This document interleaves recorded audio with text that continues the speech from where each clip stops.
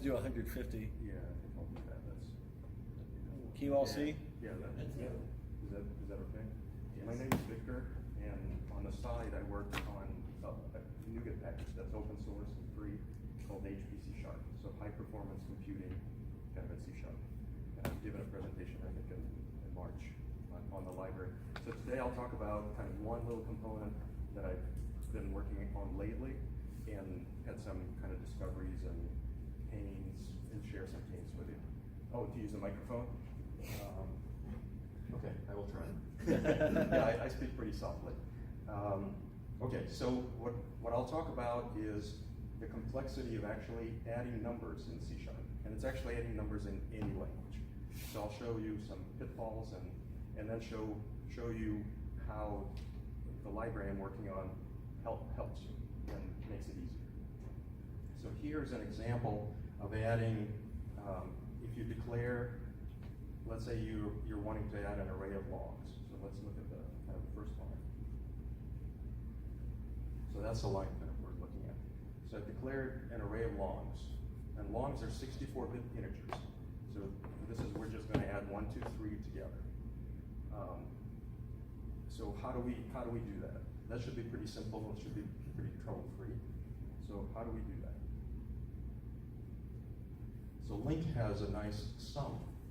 So that's what the last portion of that line is. So we take an array, long array that we declared up above, and we say dot sum. And that's all it should really take. And then you go, what is this as parallel stuff? Well, that's to run multi-core. So if you want to run on multiple cores, if you have a quad core, Linq has a really nice feature. You can say as parallel, so run this sum parallel. So that's beautiful. And that actually runs on my laptop, not this one, but the one I have at home, at 900 million ads per second. So that's pretty decent. C# is pretty quick. But where do you run into trouble? So one of the troubles, or I should say one of the things with sum, is that whatever data type you're summing, which is a long, that's what it returns for the sum. So it returns a long as a sum. And that's where the trouble kind of begins. So here's the trouble just adding two numbers. One is the maximum value that a long can have. What happens if you add a 1 to it? You just had a maximum value. How can you do that? And this will happen, right? If you got numbers, you don't know what you're gonna be faced with in a database. So what sum does is sum throws an exception. So it goes, hey, I'm gonna throw an exception because I can't give you a number that's bigger than the maximum. So that's what, as developers, that is what we're faced with. Now we have to deal with this problem. Or we have to plan for it and say, oh, my numbers are pretty small. I'm never gonna run into this issue, or I'm gonna catch an exception. So how do we solve it? C# has actually some other, what we need is actually a bigger number to hold our sum. So how do we avoid it? Well, C# has a nice construct called big integer. And big integer is immutable, it has some other nice properties, but it grows as big as you need it to be. Okay, so let's use that. So we try to use it, and found out that big integer in Linq doesn't have a dot sum. You go, well, that's really annoying. So we have to use an aggregate, which makes it more complicated to use. I mean, the syntax is not exactly intuitive. So what do? Oh, plus, when we run big integer, our performance drops to 11 million ads per second. So we just dropped 80x by using this nice construct. And the reason why is big integer is a software data type. It is not a native data type on the processor. So now it's a software thing, it's a software algorithms, so it's a lot slower by 80x. So we could do a little bit better. So in HPC Sharp, oh, by the way, that's where we didn't do very well is aggregate does not have as parallel support. or if you add it, it doesn't actually speed up anything. So there's no, it doesn't speed up anything. So in HPC Sharp, I added support for that. So you can take basically a long array and sum it to a big integer. So one, you've avoided any kind of arithmetic overflow because you can, the summation will be as big as it needs to be. And then, as you'll see, I had a little like par, little 3-letter word, and that one means multi-core.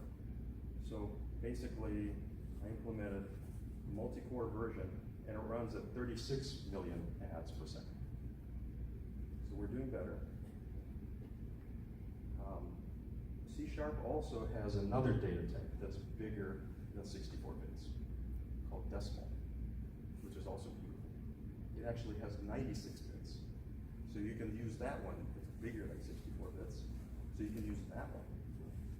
Okay, so let's see how fast do we go with that one.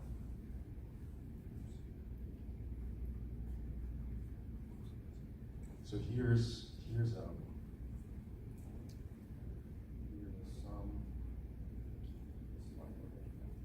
So here's a sum basically using lambda functions to where we basically, it's like a for loop, where we take every value, convert it to decimal first, and then call sum. So basically then the result that sum returns is a decimal. So we have a 96-bit result. How fast was that? So decimal avoids rounding errors and stuff, right? That's why I always use it. But for integers, it doesn't. Well, that doesn't, yeah, okay. Yeah, exactly. Yeah. It's good for financial. Sure. And then for integers, it's beautiful for that. So decimal is actually. Did you get one? I'll take it. It's not a speeding ticket, probably. Decimal runs at 140. Still better. So it's better. We're getting better. So it's about 4 or 5 times faster than the integer. Okay, so I'll switch now to ulongs because that's where I kind of found a really nice optimization. And I'm working on longs. So ulongs are unsigned versions of longs, still 64-bit, and you run into the same problem if you have a max value and you add 1 to it, you still are exceeding the maximum. You're just unsigned. So in HPC Sharp, I built this kind of a monster of a long, long name. And what it does for unsigned long arrays, so 64 bits but just unsigned, it runs at 2.7 gigahertz. So no more mega, let's go to giga. So it runs quite a bit faster, even than the original was 900, I think is when we started. This one does everything in integer computation, so everything is natively computed. Even your arithmetic overflow is detected and dealt with inside. So it does everything in integer computation, and that's how it gets its speed. Plus it's multi-core.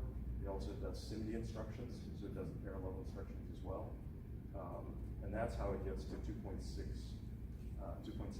giga ads per second. And that's on my quad core. I ran it also, I happen to have a 14-core Xeon that has 4 memory channels, and it runs at 6 giga ads on that one. So we got speed up, we got safer code, quicker code, that you don't have to worry about overflow. And it returns, what it does for ulongs is it returns a decimal. And I actually plan to return a big int as well, if you want that one, because inside it does all integer arithmetic. Basically what it does is it extends the arithmetic to another 64 bits, basically, it deals with it. So that's what it does. It does it all in native computation. So that's what I wanted to present.